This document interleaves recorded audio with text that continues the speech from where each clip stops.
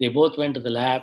He's working on HTRA1 gene, and also ARMS2 gene, and he also I think we have done a few publications, but we're still in a limited number. Choroidermy, one clinical trial reported in January 2014 used subretinal AAV to restore the RPE gene in affected patient. Initial results stated that all patients had better vision, and this is a fundus photograph of choroiderma.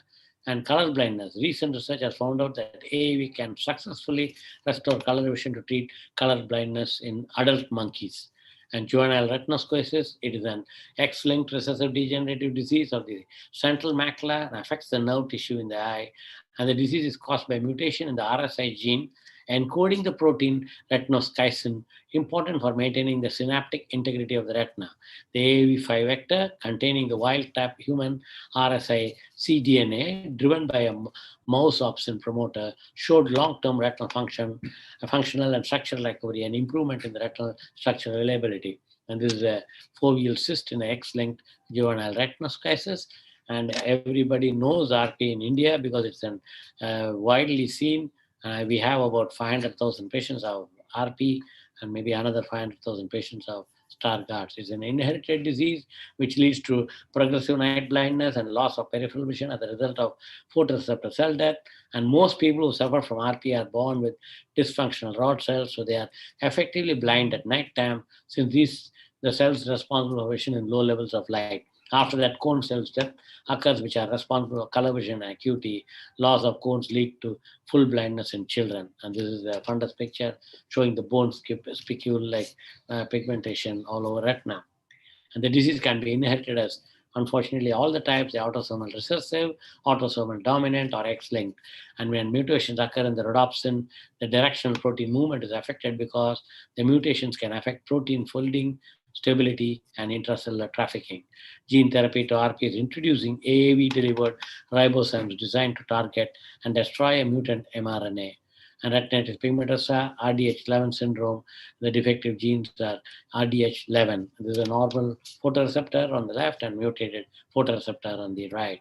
And another mutation in the rhodopsin structural protein, specifically peripherin 2, it can lead to recessive RP and macular degeneration in humans. There are animal studies which have shown, and if the mutation in the RP is unknown, the gene replacement therapy cannot be administered accurately. And it's again, retinal degeneration is an inherited eye disease characterized by irreversible photoreceptor loss, the activation of the resident microglia secondary to the disease. Stem cell-based therapy has recently made rapid progress in treating the retinal degeneration. It has been demonstrated that transplanted neural stem cells in the retina exerted immunomodulatory effects on microglia, thus delaying the degeneration of photoreceptors. Again, these both, the stem cell and both have lots to work. And this is the work done by Siddhita, Rajkumar, Asta, and myself, and with Professor Kumar Manikwel, screening of genetic variation and different inherited retinal disorder using targeted exome sequencing panel, which was an oral presentation in the 25th IAIG-RO in the Arvind Medical Research Foundation, Madurai, where the purpose was to determine the genetic variations in inherited retinal degeneration, highlighting the application of genetic testing and counseling in ophthalmology. We have the RP, the Stargardt, and Leber kinetolabinosis. Results of ongoing project on IRDS, process flow of genetic testing and counseling, demographic collection, ophthalmic evaluation and possible clinical diagnosis, pre-test counseling, targeted exome sequencing, post-test genetic counseling, and finally re-diagnose. That means you combine phenotype, genotype, and then conclude what is the diagnosis. And these are the results of ongoing project on inherited retinal degeneration. And then here you have a fundus photograph of RP, and then you also have the fundus photo showing bilateral macular dystrophy with fleck-like deposits. And this is a pedigree chart. Proband is diagnosed with rod cone dystrophy. Parents are carriers. Genetic testing reveals mutation in SPATA7 and P.P321 FSTR6 gene. And macular degeneration inheritance patterns, the ARMD usually does not have a clear-cut pattern of inheritance. And this is the various clinical trial which is going on. In summary, vision loss from inherited retinal diseases is a debilitating condition. However, with many gene therapies available in ophthalmology, there is hope for patients. That's why I always quote Charles Keepens, who was the father of modern retinal detachment surgery. He used to say never again to the patient. But I ought to add, don't raise the false hope to the patient, but tell them the realistic. Better they have the genetic counseling, plus they should have a psychological counseling there to understand their condition.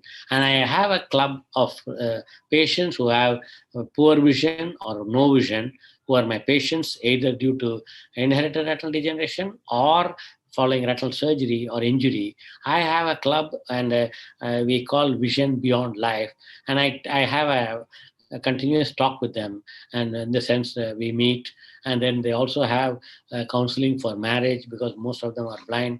They're upset that they cannot marry. But I tell them, if somebody doesn't want to marry you, so I sometimes wonder whether I'm a genetic counselor or a marriage counselor. But I think it is important for as an ophthalmologist who have to take care of the patient and the family.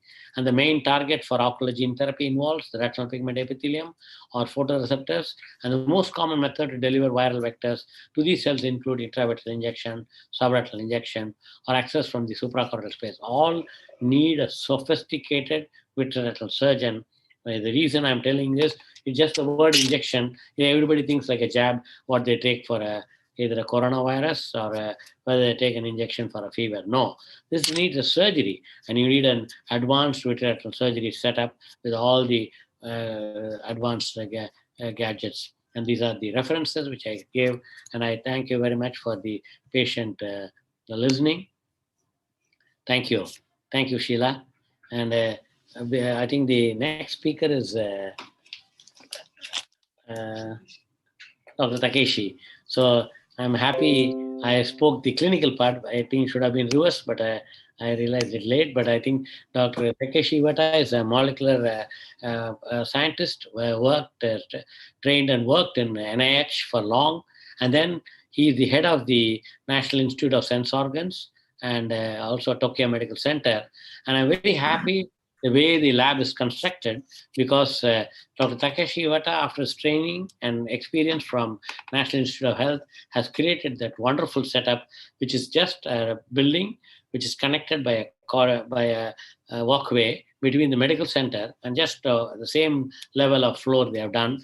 And everything is there in that lab, right from the cell culture to the animal experiments, everything is there. So I'm happy that we are collaborating with him. Apart from that, Dr. Takeshi Iwata is a great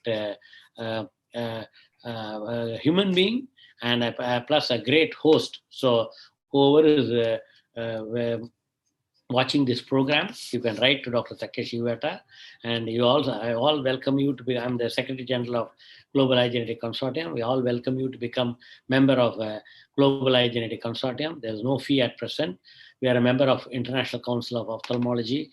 So we want to spread awareness and create genetic testing, as well as so that one day we'll have a ground where we can have gene therapy in both India and Japan, because Japan is the land of rising sun, and India is full of sun, all the places.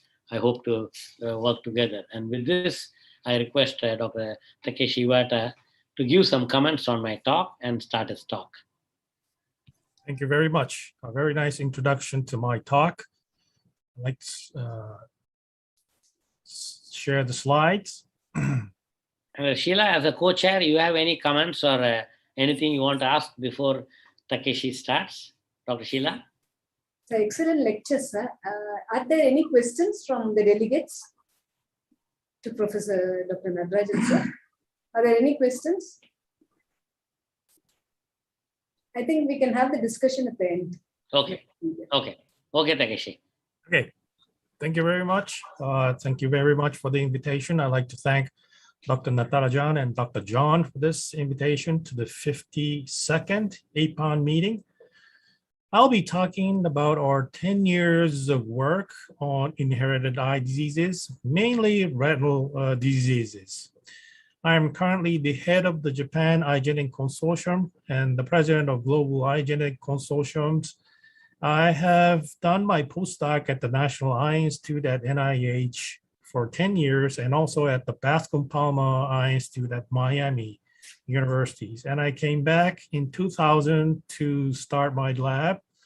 I got the full floor with myself and the cell biology section, the molecular biology section, the animal facility, the meeting rooms, and the computer servers are all in the one floor. So I'd like to start my presentation by introducing what Natarajan has mentioned. Okay? Sheila, you have to mute yourself. Dr. Sheila, you have to mute. Yeah, sure. Okay, so this is the structure of the retina, and then these are the diseases from the inherited retinal diseases, including the retinitis pigmentosa, Stargardt disease, choroideremia, Best disease, retinoschisis. We have about 36 different types of inherited retinal diseases.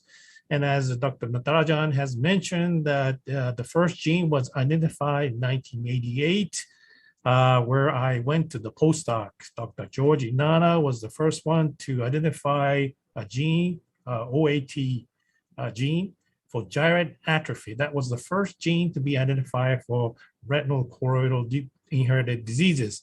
And ever since, from that lab, the gene has been increased to about 275 genes.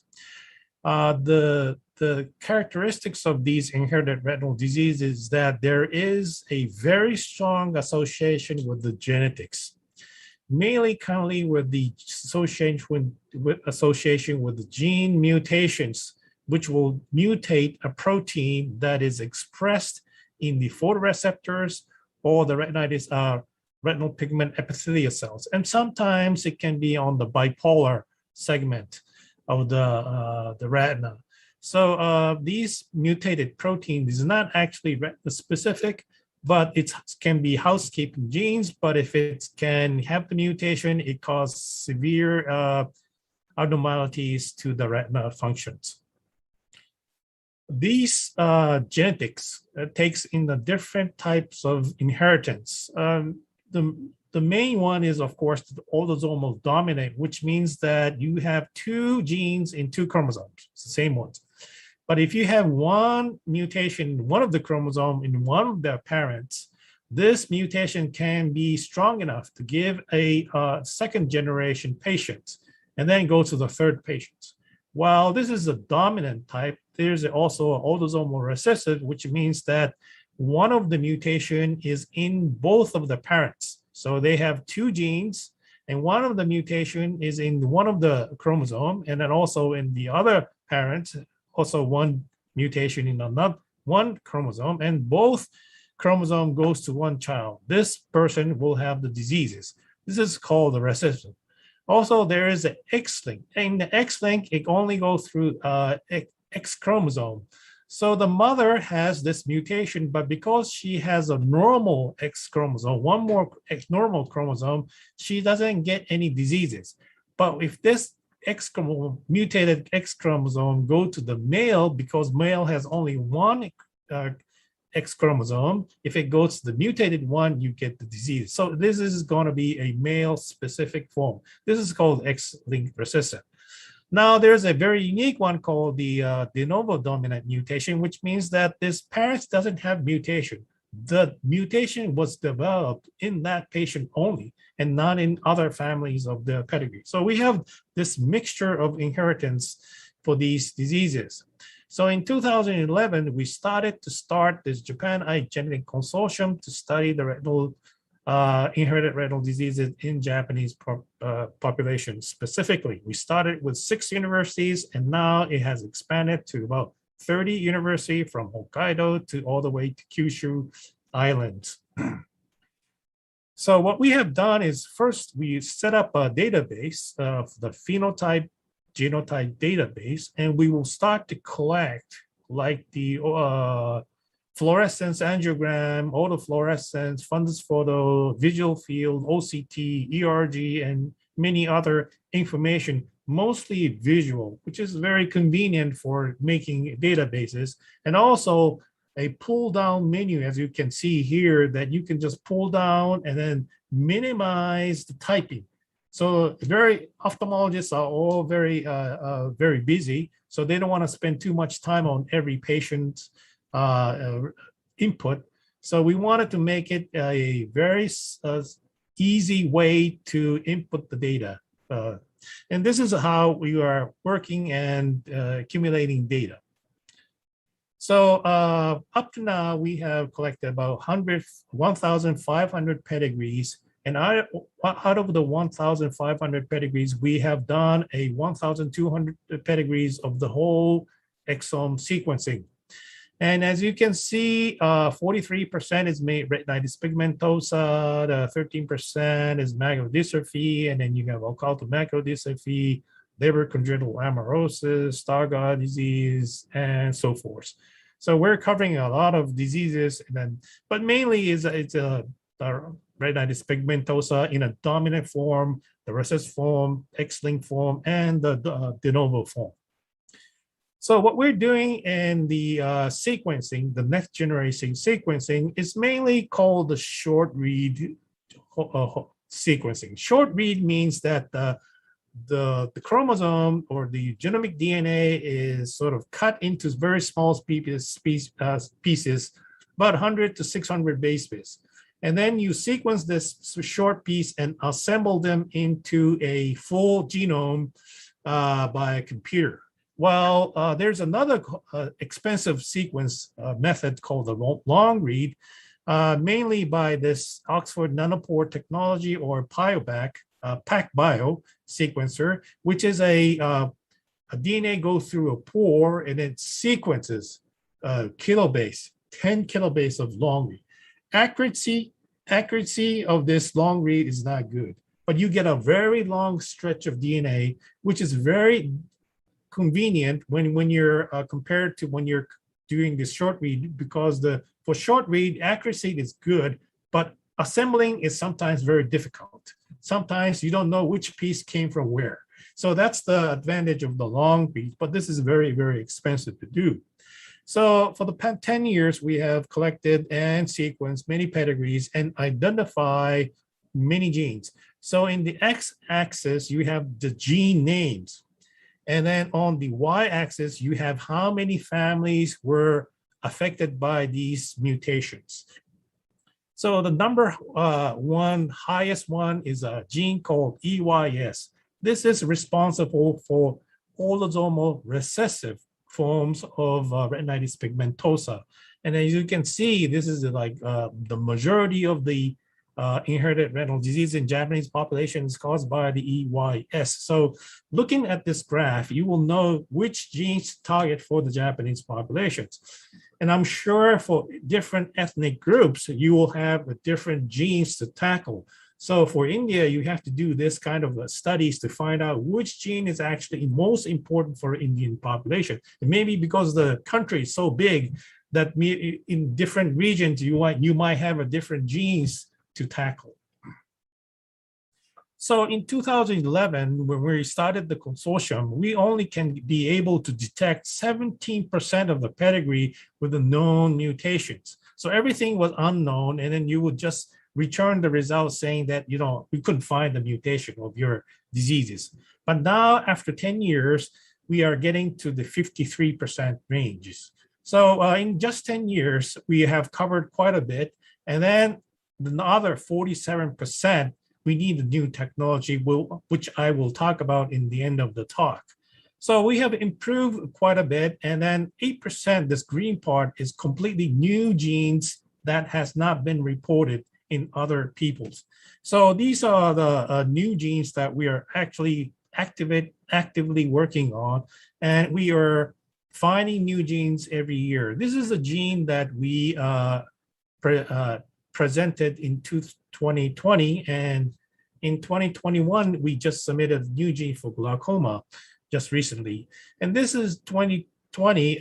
We announced a new gene called for autosomal recessive optic neuropathy. The gene name is MCAT. This is a protein that is functioning as a lipid pathways in the mitochondria. Mitochondria specifically a protein, but this mitochondria protein is coded in the chromosome, not in the mitochondria DNA. It's a chromosome DNA, but it's specific to the mitochondria. So we have this is the pedigree, the recessive family, and we have the phenotype, and then we did all this protein work, and then we also did the animal work. We did the structure simulations, and then these kind of things in combination will will tell us that this is the disease-causing gene. So we have been doing these kind of work every day to prove that this gene is a novel.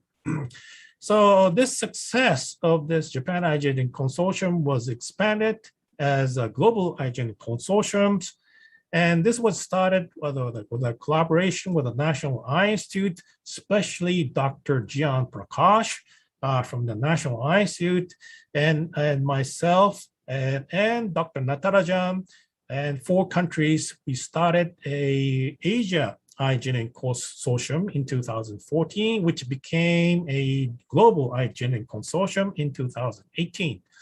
During this time, we had many conferences in ARVO, in Asia ARVOs, APAO, ICERs, and SARC meetings. We had many, over 30 different conferences and meetings, and we will gather with all the local people in this region to identify who is actually working on this iGenetic, who is collecting samples, who is doing the genetic sequences. So those are the things that we have been doing. In 2019, we became the member of the International Congress of Ophthalmology, and we were hoping to expand to Africa and South America through this World Ophthalmology Congress in 2020 and ICER, International Society of Eye Research, in 2020 in Buenos Aires. But because of this COVID-19, we couldn't go. So we lost a great opportunity, but we're gonna build up, maybe starting from next year, we will start to build up this connections again. So through this global genetic consortium, currently maintained by these 5 people, the aim of this consortium is very simple. First is to sort of share information about genetic informations, and then establish accurate diagnostics, establish cost-effective genetic analysis, develop genotype-phenotype database, and also boost this collaboration between this Asia, Middle East, Africa, and South America, which less genetic study is done. And then we will go to these meetings, local meetings, international meetings, to have a meeting like this one. This is the ARVO 2019, to come together face to face and discuss and start the collaborations. So the Global Genetic Consortium now has a publications, a book from Springer Nature. We have finished the 3rd volume in 2021, just came out. Total of 105 chapters from these members. So if you're interested in contributing, we are planning for 2022 publication for volume 4. So let's know. So website is gegc.org. Please connect and become a member. So when I think about the study of this genetic analysis, you start with the patient diagnostic, collect information for the phenotype, you collect the blood or saliva, you extract DNA, do the sequencing, and then you identify the mutation or the gene responsible, and then you do the functional analysis of these mutant proteins. And then you find out the mechanism, how it works, and then you try to make a therapy out of this. And this can be in different patterns. And then you need to start a clinical trial. So in Japan IgG Consortium, we are still struggling for the number 5 gene therapy and molecular therapy, but we have established moreover about this 1 to 6. But GEGC, we are just starting about number 4 and still trying to collect samples for GEGC. So what is the new technology coming? So till now, we have been only focusing on genes. Genes are regions of the chromosome or the genomics where only protein is coded. While gene is only 1.6% of the whole genome. So 98.4% is unknown. So we are now getting out of the pond and going to the sea, or we were in the planet, but now we're going to the outer space, outer universe. That's the kind of things that we are starting to approach. First, we have to sequence the whole genome of every patient, and of course the controls as well. So many countries have started this whole genome project, including Genomics England, Genome Denmark, and Australia Genomic. And Japan just started last year for the whole genome sequence. So this whole genome sequence will give us what kind of different sequences actually out there outside of the genes. And this is very important to give us the frequency of this genomics. Also, what is outside of the genes? So one of the things that we already know is that although there is no protein coding segment in the outside of the genes, but there are many RNAs that has been transcribed. It's called the non-coding RNA. It's not coding the protein. It's RNA, but it's doing something. We don't know much about these RNAs. So one of the RNAs is called enhancer RNA, and these enhancer RNAs actually work as an enhancer. Enhancer is a region that controls the expression of genes. These expression of controlling the genes actually can be not just downstream or upstream of this enhancer, but it can be very far away from this enhancer, very far away. Also, not just controlling one gene, but it can control multiple genes. So it's a very complicated things that would happen through these enhancers. So we have currently identified 22,000 human retina specific enhancers and also RPE specific enhancers. So I think we will learn from this and then try to find mutation in these regions. The other thing is that through this long read sequences, we are now starting to see that some of the location of this chromosome is actually inverted, inserted, deleted, or sometimes this mobile element, which jumps around this segment of DNA, jumps around the chromosome. What that makes change, this means is that if you have these kind of different sequences, you will have this different kind of chromatin structures. And why is this important? Because if you have this structural changes, it will be influenced by the environmental factors: cigarette smoking, stress, pollutions, UV express, aging, nutrition. All this affects these chromatin structures. So these are still unknown, just started in 2020, but it will be the next generation genomics. And I think we are in a very good age to actually explore this genetic study with inherited eye diseases. So in summary, I talked about the Japan IgG Consortiums to study the inherited retinal disease in Japanese populations, and also the Global IgG Consortium to study inherited eye disease with Asia, Middle East, Africa, and South America. And we are looking forward for 2022 to actually meet face-to-face with these people.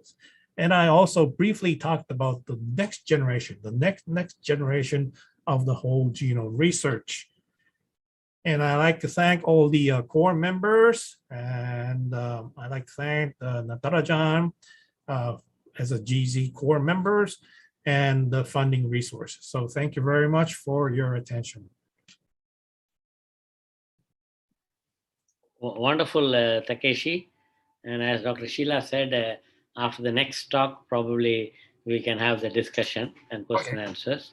In the meantime, if anybody has questions, they can write it in the chat, or other participants can raise the hand. So, Dr. Sheila, next, you can introduce. Dr. Madhavan sir is here. He has Yes. to deliver the lecture. Hi, Nati. Madhavan here. Hi, Dr. Madhavan. So, Dr. Madhavan is the head of the genetics. Earlier, he was working in Singapore. Now he's doing a genetic project with, I think, 2 NIH grants he has. Maybe he will tell himself. And I'm trying to tell Dr. Madhavan to include me, and he is hopeful, and we are still having some problem. We hope we will do work together. Yes, Dr. Madhavan. You have to tell. You have to, Where you can talk.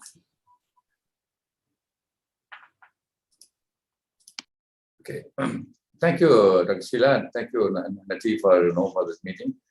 I think Takashi, I think we met in Vancouver for the global meeting. I think you remember that we met in Bombay and also in Vancouver. So I'm going to not talk much about my projects now. Today I will be talking mostly about my genetic counseling, how we do it in Nethralaya. Now, the genetic department, we have an arm in this hospital. We do the genetic counseling for the patients whoever we refer to us by the clinicians. The clinicians, there's a separate clinic for genetic clinic mostly by retinal specialists. They identify the patients, and then whoever needs counseling or whoever needs to be tested for genetic diseases, they refer to us. Then they come to us for counseling. We talk to them and make a schedule for the meeting. And we try to tell them what is the disease and stuff like this. So we have good genetic counselors. I've been trained for the past 10 years, more than 10 years, making counseling for the patients. We are also doing this latest technologies for counseling and gene identifications. So the strategy we want to follow is we call the patients, sit for a meeting, talk to them, and then first make them to feel comfortable, and then ask them their queries, their problems, and then we tell them about the disease. What is the disease they have, how it can be managed, and how do we test this disease to identify it, whether it can go to next generation or it will be over in the same generation. We discuss about that to them. And then, if need be, we tell them that they can go for DNA testing. They have to give a blood blood sample, and then they can do DNA testing. In some cases, we don't recommend DNA testing because it's a simple case. In DNA testing comes in money because some of the cases they have to pay money for DNA testing. But some interesting cases, even if we don't have money, they're very, very novel disease. We pay the money from our own projects, and then we get that samples done and then do the sequencing. And once we get the sequencing done or the data analyzed, we call the patients and then tell them what is the result and how do we we pass all the information to the patient, the information. They come for next follow-up cases, and then they won't go for next testing. The first testing, they may not like to go for DNA testing, but follow-up cases, they may like to go for testing. So we advise them to go for testing, and then we do this entire process of counseling. So basically, we do 3 things. One is cytogenetic analysis for the patients. Second thing is genetic counseling. And third one is molecular diagnostics. That's what we offer in our department. For each patient, when they come, we take their entire history. They with name, their age, sex, and then come from address of the patient, and then all their details. We put them into the MRD number. We give them a specific number for the hospital. We get the pedigree invariably. Every pedigree is made for all the patients who will come here, and then we get the consent also. We don't get this sample collection unless they give consent for the sample collection. So we make a perfect record of all the information, and then that information goes into the electronic medical records of the hospital. So in case when there's a need for a DNA collection, we try to talk to them. We call them and explain to them the need for this sample collection. They're willing to do that. We collect the samples, blood samples, and then we do the DNA extraction from the samples. And then we do the genotyping by using the NGS platform or single gene analysis platform using the PCR-based screening. It can be a retinal disease or it can be like, RB1 or it can be mitochondrial genome disease. We do all the sequencing and then do the analysis, data analysis. When we get the data, known gene is affected, we tell them what gene is involved. Many cases, at least 10% of the cases, we do not know what gene is involved. So we call negative, or it's called unsolved cases. Then those genes in these unsolved cases are quite novel for the disease. So getting the data, then we go for genetic counseling and tell them, post-genetic counseling and tell them what it is and then tell them what type of carrier the parents are or how does the diagnosis going to help them in planning their future child or future disease management. So we have done the genetic counseling for a number of patients, and then as Takashi showed now, RP is a maximum number of patients because about 60% of the IRD patients are RP, and the second and third are LCA and the Stargardt disease are the next highest numbers. We look at the non-IRD genes. It is RB, retinoblastoma is the maximum cases we get, and LHON and other complex diseases. So entire data for each patient, each disease, we have the records, and so far we have collected about. So this is the number of patients who we have done the genetic counseling and genetic DNA testing. We charge about 6,000 rupees for each patient if we do the testing in-house. I mean candidate gene testing. We don't send it outside the hospital, so we do it our own lab. It's only 6,000 rupees. But if you send the samples outside for exome sequencing or clinical exome sequencing, it costs about 20,000 rupees for each patient. So some of them can afford to pay that, but some rare cases we pay from our grant and get these things done. So this is our resource in our department. Till 2018, we have counseled about 9,000 patients, more than that, but currently till now it's more than 11,000 patients at present. Of this 9,000 patients, about 7,000 patients gave blood samples for DNA collections, but not all the DNA were subjected for sequencing. So only a fraction of this DNA was sequenced, either exome or clinical exome or candidate gene sequencing. Remaining samples are stored as a depository. We have categories based upon the disease and then based upon the age, sex, and so on and so forth. The entire data is in the EMR records. So anybody interested to collaborate on this any specific disease of from Asian population, Indian populations, it's a good resource. And we have the samples stored sorted out as South Indian population, North Indian population, Northeast population. So we have got different regions of India have been stored in different categories. The interesting project, what's ongoing is we have biobank project. That means it is ongoing. We collect samples from the rare diseases or interesting diseases and store the DNA or the blood as a biobank. The entire data in the biobank or in all the records are put into electronic medical records, which is accessible to our staff or our scientists. I just give you a couple of examples of our testing. The first case in RB, we screened for retinoblastoma. The first child was about 12 days old. The mother was affected RB, so she was our patient. So she got married. and then she had a child. They wanted to know whether the child is going to be normal or is going to have a disease. So they came on 12th day of childbirth. So we took the blood samples and then we did the sequencing, and then we found that the child is wild type. There's no mutation in the gene which normally gets mutated here. It's heterozygous. The father is normal, but the child luckily is normal. There's no RB in this child. The second case is the parents had the first child was affected by retinoblastoma. So they wanted to, the mother conceived that they wanted to test before the delivery, check whether the child will be normal or the child is going to be affected by RB. So we took the CSG fluid. It was referred to us by a medical diagnostic company in Chennai. It's Mediscan. We took the CSG samples and then we did sequencing. And we found that the first child was affected. The second child is normal. Luckily for them, the second child has no mutation.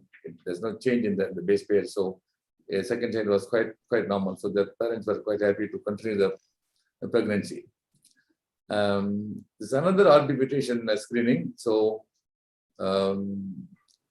sibling, the one child was affected, first child affected. The second child they brought and then we screened them and I showed them second child is normal. So we do this type of services for the parents and then we tell them whether the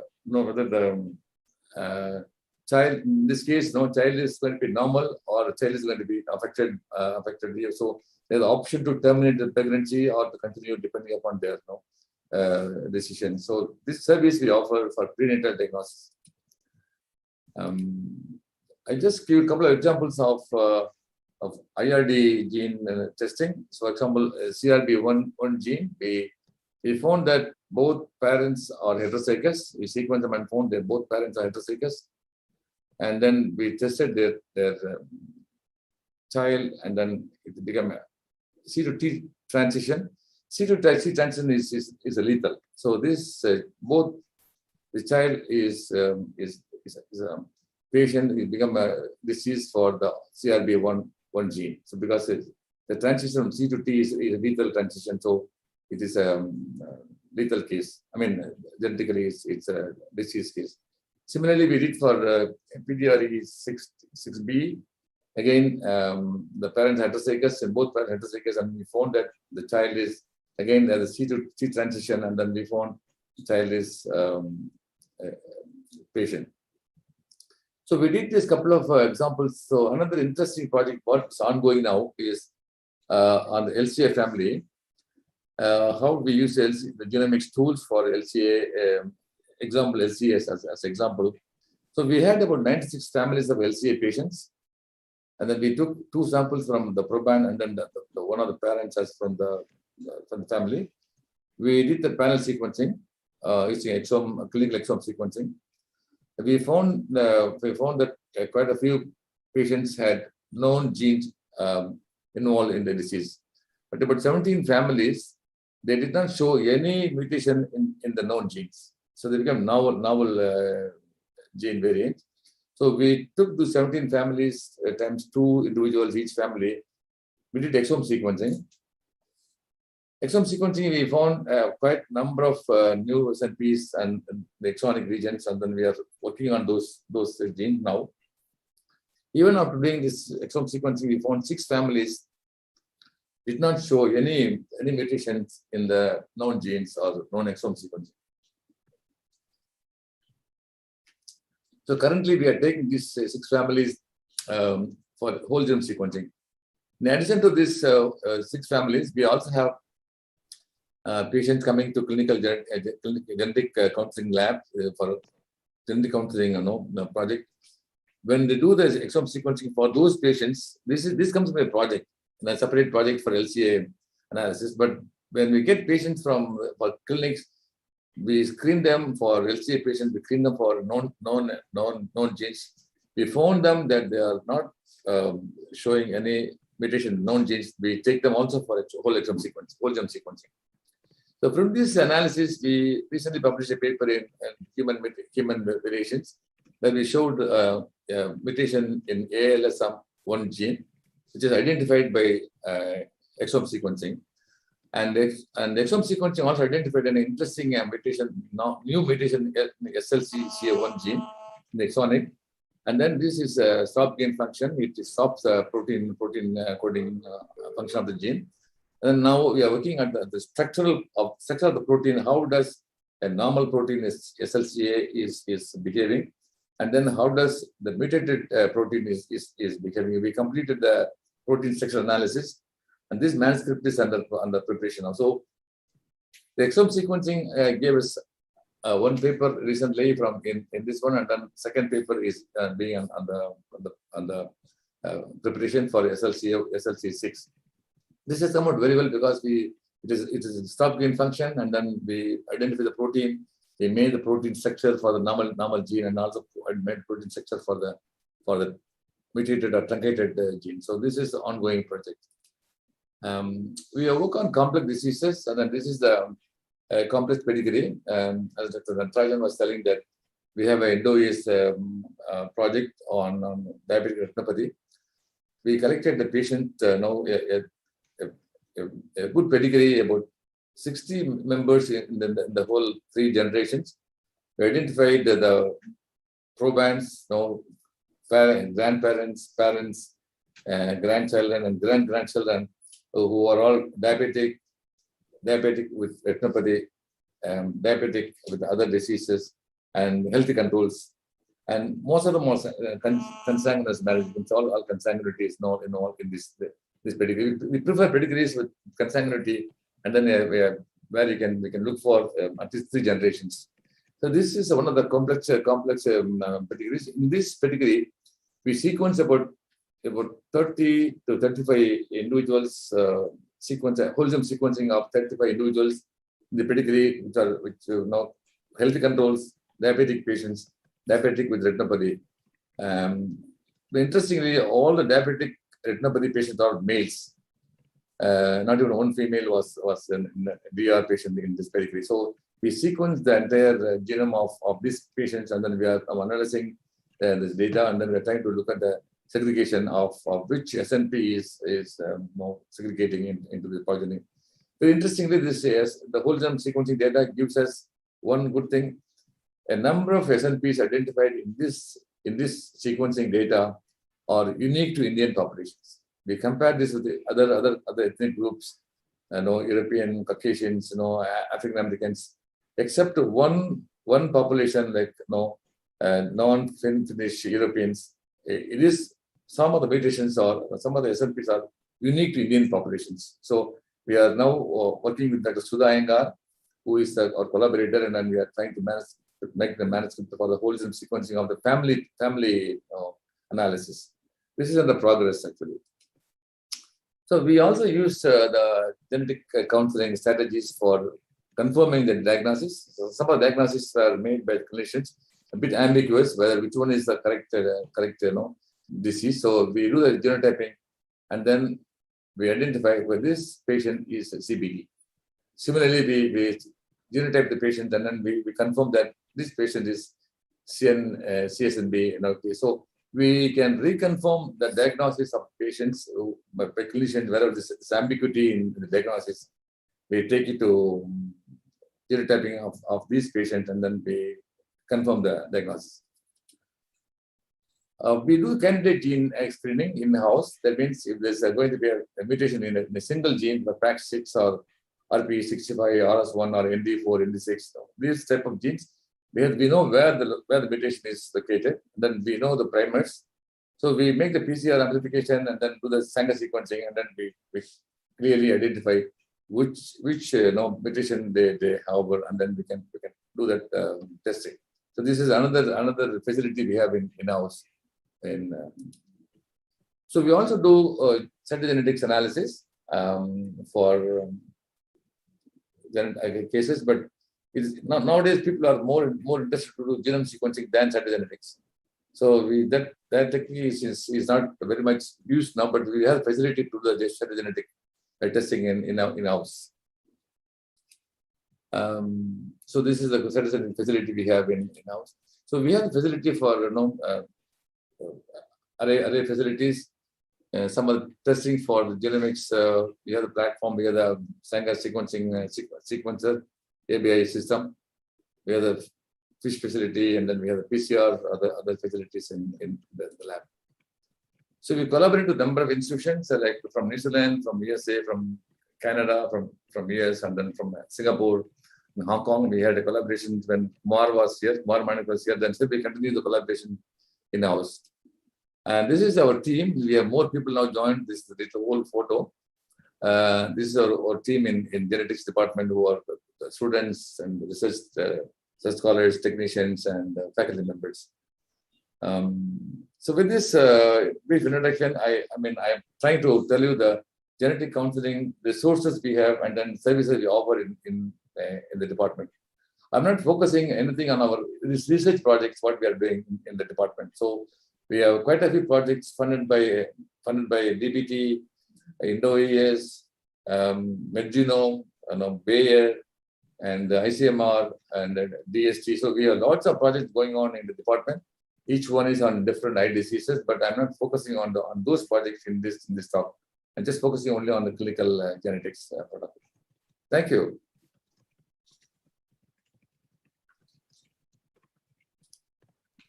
Thank you, Dr. Madhavan, for a wonderful talk. And I think you mentioned briefly about your work with Dr. Sudha. And I think Dr. Takeshi works on IRD and diabetic and ARMD mainly. And I think you are working on diabetes. And as you say, lots to do work in genetics. So I think now we can open the floor for discussion, questions, or any comments, Dr. Madhavan, from your side, what we can do from Madras and Bombay, and along with we have a collaboration with Tokyo, but what we can do within India. And Dr. Kyong is there. VNHS stands for what, Dr. Kyong?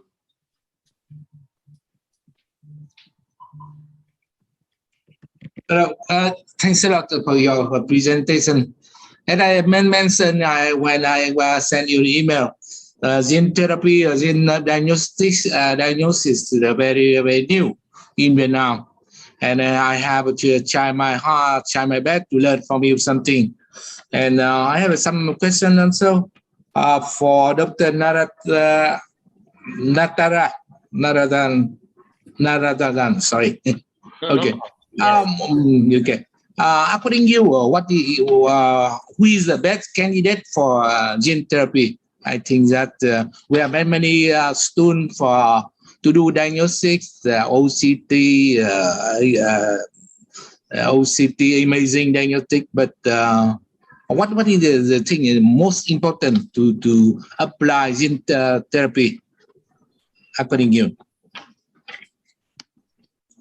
No, I think the most important, as I mentioned, is you have to have the, 1 second, I'll just tell you that. See, the most important is you have to know the genome sequencing is required. For example, all RP patients cannot be eligible for gene therapy. So we need RP65 mutation is the only one which will benefit the Luxturna treatment. So any patient with any degeneration, at present we don't have gene therapy available. And particularly, I think, I'm not sure, India, we are not able to still take part in any of the gene therapy. I'm not sure about Tokyo, Japan. Are you involved in any gene therapy in Japan, Takeshi? Yeah, we just finished one, and we're doing 3 more right now. So, can you answer Dr. Kyong's question, like what is that is important to be done for in a patient? Because he mentioned about phenotype of OCT and other things, but I'm saying we need a gene mapping. Then only I think you can select the patient for gene therapy, because already there's a set.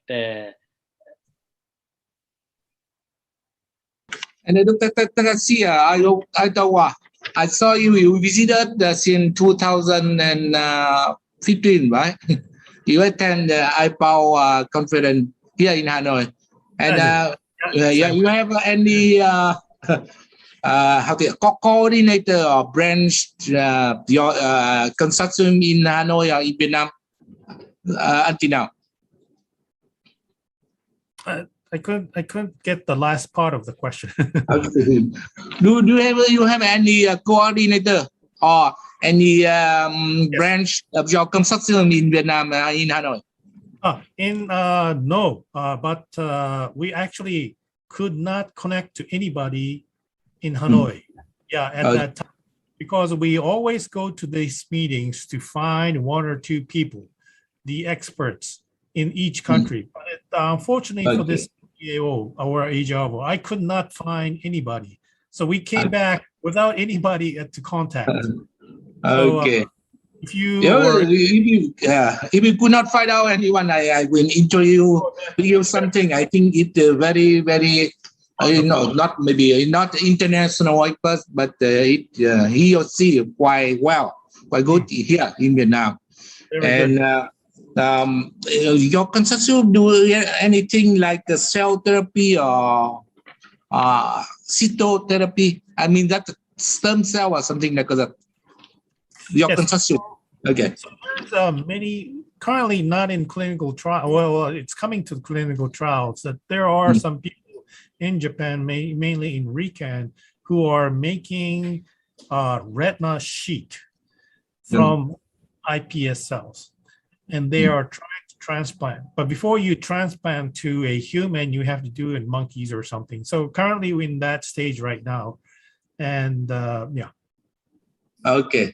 I learned some guy in America, they inject stem cell or something like that, subretinal species, and he inject stem cell, but the outcome I think not very good, not very compromising. I mean that, and stem cell I think it's not very good so far. Okay. Some people have done injection into like iPS cells or ES cells into Okay. That's very rough therapy, and I don't think it's a therapy. It's just a trial. I think it's experiment. I think you have to coordinate into a sheet, because the retina is a very sophisticated, complex tissue. So you have to make it into a tissue, and you can make a tissue out of the cells. So transplant is a very good way of doing this. And the doctor from India, they talk about Mediscan system. That is the instrument to do the gene diagnostics, right? Mediscan system, like in Sankara Netaria, the doctor from there, they talk about Mediscan system. Yeah. Do you think that the good system to do the gene diagnostics, gene consequencing? Dr. Madhavan, yes, a question. And I put Dr. email ID of myself and Dr. Iwata on the chat. You can make a note. You can write to us for the Consortium. So Dr. President is Dr. Takeshi, and myself is Takeshi. I was with Dr. Takeshi in Hanoi. We had a wonderful time in Hanoi for the meeting. Okay, thank you. Takeshi, I have one question for you. Next generation sequencing, is it what is different from next gen sequencing and next gen sequencing? You talked about next generation sequencing, right? Yeah. Well, I meant next generation genomic studies. I think the sequencing is a short read, but we're stretching. Usually the sequencing, Illumina sequencing, is done by about 100 to 150 base pairs, short reads. But currently we're expanding to about 600 base pairs, which is a semi-long sequence, semi-long read sequences. It's much better than the short 200 base or less sequences. It's almost 0.6 kilobase, which is it's giving us a lot of information about structural changes of the chromatids. But of course, if you can do a $8,000 per sample long read, the real long read genome sequences, you'll get a very long stretch of sequence that will give you in one sequence where it's actually inverted or inserted or everything.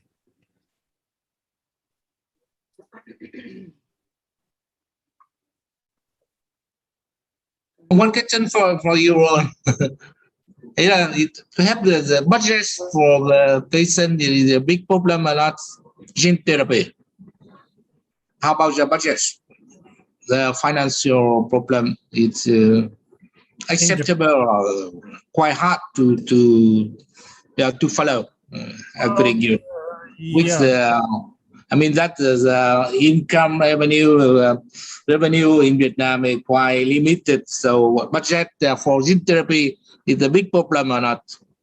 Yeah, so it's a budget is very important. So it comes straight from the government called the AMED, Agency for Medical Development and Therapy. This was established 5 years ago, and it's focusing only on medicines. So you need a big chunk of money to create the facility and also to bring the best people around. So that's quite a bit of money you need. Thank you.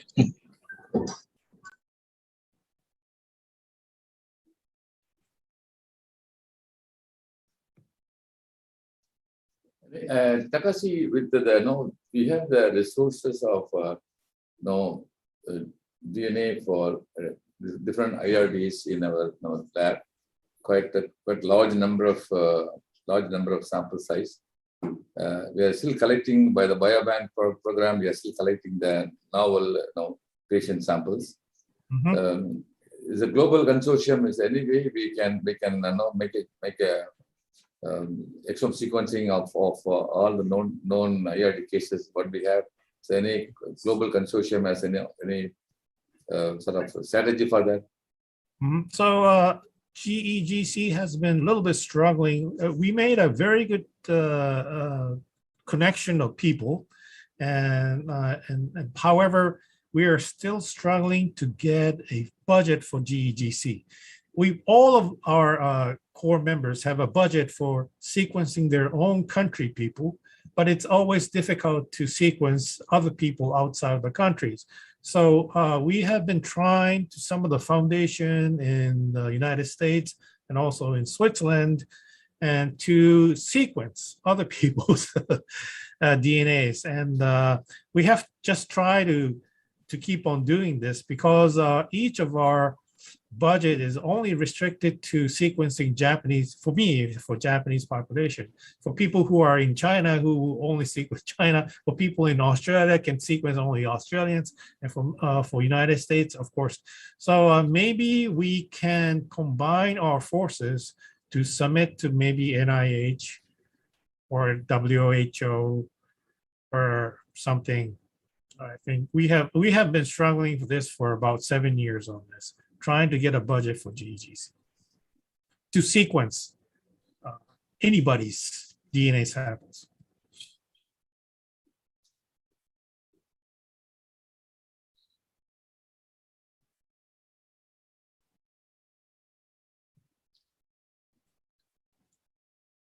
It's not audible. Actually, I think your answer was not audible here. I think some connection problem to the internet. Oh, I see.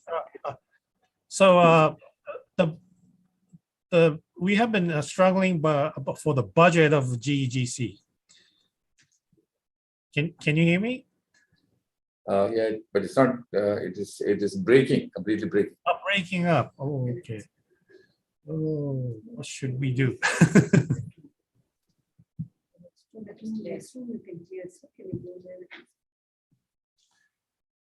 So there's a budget. Ideally, now I will email you, Dr. Takashi. Now I'll email you the that's best. I think so. Yeah. Nadi, I'll email you and Takashi. Join me. You will email what Madhavan? Yeah. I didn't get you. What did you say about email? I have the email. I have your email and also Takashi's email. No problem. Yes. Yeah. And sir, Dr. Madhavan, we are planning a global genetic consortium after our president's approval, most probably in December, and it will be a grand mega conference. So we want to involve all the genetics in the world, and we want your support. Dr. Madhavan, can you hear us? I didn't hear you properly, Rajan. Oh, what's the problem? Now can you hear? Now? Go to other room. I can hear. You were able to hear me? I can hear everybody. They have a problem. Yeah, I think that room is a Yeah, problem. just a moment, just a moment. Okay. This is my better. Anyway, thank you. Okay, now we can talk. Nati. Oh, okay, so the GEGC has been having problem with the budget problems. So for the past 7 years, we have been trying to get budgets for sequencing of foreign samples. Everybody in our consortium, like me, I get a budget, but I can only sequence Japanese. For my colleagues like Dr. Baird, Paul Baird, he can only sequence Australian people. So everybody has a budget, but they can only sequence their own local peoples. Well, that's the problem with the GEGC, that we don't have a budget for GEGC. So we have been struggling to get a budget and trying to apply to a grant from Switzerland or some foundation, research foundation, RP foundation from the United States, who may permit us to sequence any DNA samples. And unless we get these kind of budgets, it's going to be very difficult to do any sequences. Although I have sequenced like 3 pedigrees from UAE. I have sequenced 5 pedigrees from China. And I have actually analyzed a couple of samples from India too. But that's far we can go with our budget. Okay, understand. We have small projects for sequencing a group of exome sequencing or group of. But if you want to do large scale sequencing of all IRD patients, who is specific or RP or any one of the projects, any one of the patients. We have more patients, but we have no funding for sequencing the entire individuals. As you said, it's ideal to sequence the whole genome sequencing of all the patients in a given disease, which will give you more power to understand the disease. And then you can compare with ethnic groups like any other populations. So Dr. Madhavan, can we both, our institutes, can we both write a project for India? Yeah. Oh yes, sure. Definitely we should do that. No, why not write? Because there is a lot of BIRAC grant were now available. So we have a BIRAC grant for clinical trial network. Okay. With 6 institutes, we have got about 10.5 crore. I Okay. think for genetics, we should do between Shankarnathra and Aditya Jodh. And as an external partner, Dr. Takeshi is always a partner to us. Yeah. And we can do a joint project like that. But the grant will be from India for Indian patients. At least 2 institutes we have inherited retinal degeneration as a clinic we are running in Bombay. And we can do it with Shankarnathra. And why not we write a project to BIRAC?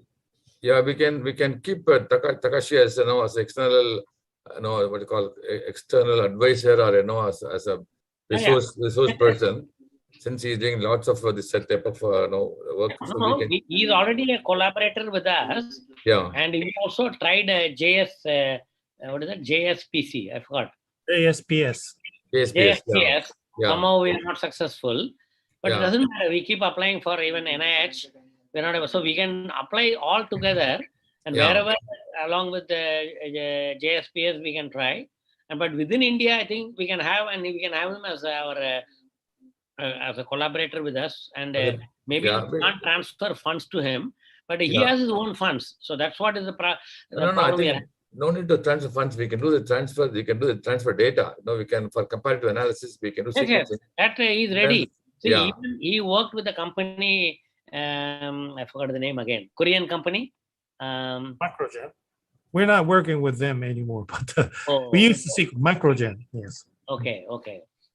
So they had a company. Microgen is a sequencing company. I think they're quite cheap. I don't know whether Japanese companies can do still cheaper. You have your own machine, you can do cheaper, Takashi. Yeah, Microgen is a pretty cheap, and the quality is not as good as doing in Japan, but it's pretty good. Yeah, that's so fast. Dr. Madhavan, I think we should write a project, and then the same project, Dr. As you said, ethnic comparison can be done with he has his own funding. And then in case if we have a joint grant from NIH, that also we should apply. Yeah, I think maybe you can nominate one of Sir Rajkumar or somebody. No, we can. No, Rajkumar has left us. We have Siddhita, and I was Okay. just telling Dr. Takeshi in the beginning before you joined that Yeah. now we are having an MOU with the National Biotechnology Lab with the Khalsa College. They have Okay. an excellent lab, but they are not into genetics, but they are into molecular biology. So Okay. I'm actually trying to do with them so that I will shift the lab here. And we can, Siddhita is the person. She's right now in, and we have 2 MSCs now. Okay. So I'll connect with, and I don't know whether they are not logged in today, but I think we have a YouTube, so we'll connect with them. Okay. Okay. And Sure. probably then once we are strong, then we can help Vietnam and other Asian countries. Probably we can take the help of Takashi to design the project now, which our number to calculate the power and things like this. Probably he may will help us to design the project, and then we'll try to get funding from Indian side, and then share the data with him for for global consortium. No, both Siddhita and Rajkumar has worked under Dr. Takeshi in Japan. Yeah. So definitely we can prepare the basic, then we can work together and send it to Dr. Takeshi. We'll do that. Okay. Yeah, sure. Hello. Good. So it's going to be 3 minutes more, no, Sheila? Any comments from you? Actually, we should be able to do a lot of teleophthalmology with genetic eye diseases in India, both Shankarnetrala and Arvind and Aditya Jyot. So why not you take up the teleophthalmic clinic and put Madhavan there? Yeah. Genetic counseling is through teleophthalmology very effective. No, not only genetic counseling, even the exchanging of the fundus photo, OCT, and patients are going from pillar to post because nobody guides them in the sense patient is expecting some dramatic treatment, but we have to tone them down to understand what is the disease, and we say that we are all working. There may be some rich patients like America, the rich patients give money for the grant. So we can try to get grant from the patients also. Because RP also, there's a big group in India. Yeah, a lot of RP patients are there. No, at least we can do a joint clinic, I'm saying. Tele-ophthalmology clinic for genetic eye diseases. Yes, that can be done. Yeah, or we can have a joint program with Shankarnetrala for the public. We can have an introduction for creating awareness. Yes, sir. Using our, we can use the under TOSI and what is the other one? What India? Echo India. So they can address it to the public. And it has to be, the lecture can be toned down to public. What to expect. And Dr. Takeshi gave a wonderful public talk here in an oration about 3 years back. And also Professor Kumar was there that time. Yeah, we can take it up, sir. Okay. Thank you, Dr. Madhavan. Thank you, Dr. Takeshi and friends from Vietnam.